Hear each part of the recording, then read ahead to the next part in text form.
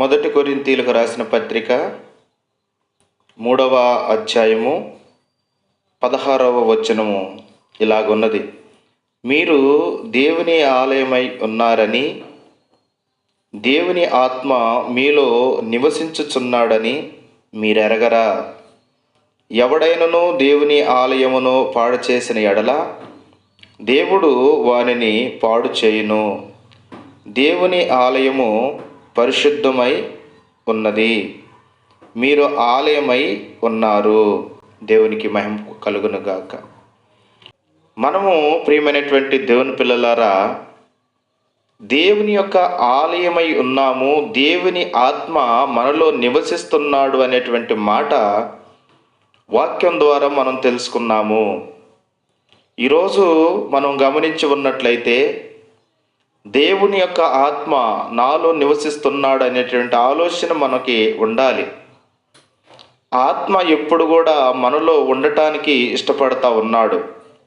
అయితే ప్రియులారా, ఈ లోకములో ఉంటున్న మనము లోక ఆచారాలు కానీ, లోక పద్ధతులు కానీ, లోక కోరికలు కానీ, లోక సాంప్రదాయాలు కానీ, లోకములో ఉన్నటువంటి రంగురంగుల వలయాలు కానీ వీటివైపు చూస్తూ మన మనసు వీటివైపు తిప్పటాన్ని బట్టి దేవుడు మనలో ఉండలేకపోతా ఉన్నాడు.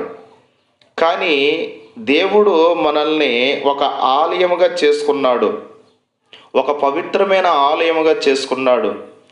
ఆ ఆలయాన్ని ఎవరైనా పాడు చేస్తే వాడిని నేను పాడు చేస్తానని దేవుడు అంటున్నాడు. ప్రియులారా, దేవుని యొక్క ఆలయమై ఉన్నటువంటి ఈ శరీరములో, ఈ దేహములో మనము దేవుడికి ఏదైతే ఇష్టమున్నదో దాన్నే మనం చేయటానికి ఇష్టపడాలి. చాలామంది వారి దేహాలు, వారి మనస్సు, వారికి ఉన్న శరీరాన్ని బట్టి ప్రియులారా, వారికి ఉన్నటువంటి అందాన్ని బట్టి శరీరాన్ని ఇచ్చలవిడిగా ఉపయోగిస్తూ ఉంటారు. ఆ శరీరానికి ఏదో ఒకటి అలంకరించుకుంటూ ఉంటారు. ఆ శరీరంలోనికి ఏదో ఒకటి తాగుతూ ఉంటారు. ఆ శరీరంలోనికి ఏదో నిష్ప్రయోజనమైనటువంటి వాటిని పంపిస్తూ ఉంటారు. అది దేవుడు ఆలయం అనేటువంటిది మనకు గుర్తుండాలి. దేవుడు నిత్యము కూడా ఆ ఆలయములో ఉండటానికి ఇష్టపడుతున్నటువంటి దేవుడుగా ఉన్నాడు.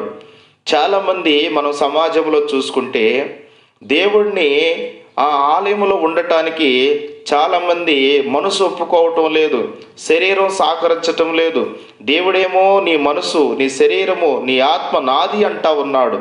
కానీ మనుషులేమో ఒప్పుకోవటం లేదు. ప్రియులారా, వారు ఒప్పుకోక వారు ఇష్టమైనటువంటి పనులు చేస్తూ, ఇష్టమైనటువంటి కోరికలు కోరుకుంటూ, ఇష్టమైనటువంటి నిష్ప్రయోజనమైనటువంటి కార్యములు చేస్తూ ఉన్నారు. ప్రియులారా, గమనించాలి, దేవుడు మన పట్ల గొప్ప కార్యము చేయటానికి సంసిద్ధుడిగా ఉన్నాడు. ఆయన ఉన్నతమైనటువంటి దేవుడు. కనుక ఈ రోజు నుంచైనా మన శరీరాన్ని, మన దేహాన్ని, మన ఆత్మని, మన ప్రాణముని దేవుడికి ప్రయోజనకరముగా ఉంచుకోవాలని నా మనవి. కొన్ని మాటలు దేవుడు దీవించునుగాక.